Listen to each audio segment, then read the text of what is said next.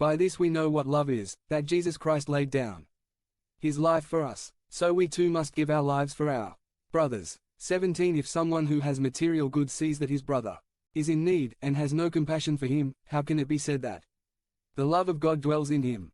The Apostle shows us the essence of everything. This thing about love as our mark, as children of God, is not something we invented. This is the very essence of the gospel. The good news that Jesus Christ gave his life for us, we who deserved nothing, who were dead in sins and crimes, far from God, separated from his presence, enemies of the Lord, and he loved us. And he not only said that he loved us, or only expressed the good intention of doing something for us, but he gave himself, everything he had, his entire being for us. 525.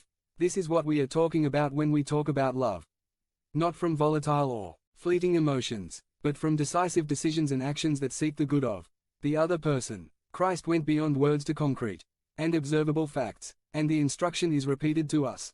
Thus we must give our lives for our brothers. Yes, we are sent to love as we have been loved.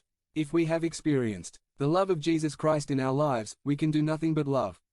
That is why he gives the example of how absurd it is to say that you love God if, having the opportunity and ability to show compassion for your brother in need, you refuse to do so. The love of Christ in our hearts is so real and so invasive that not loving is a contradiction, a short circuit, a monumental incongruity.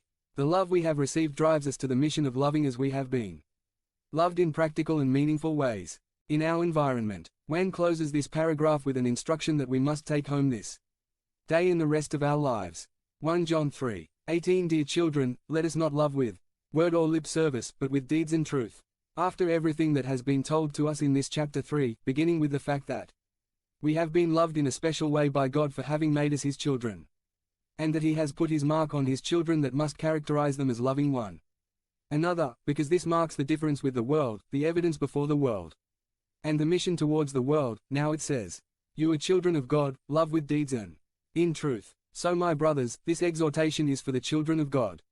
Let us love with deeds and in truth. That is why justice and mercy are essential for us as children of God.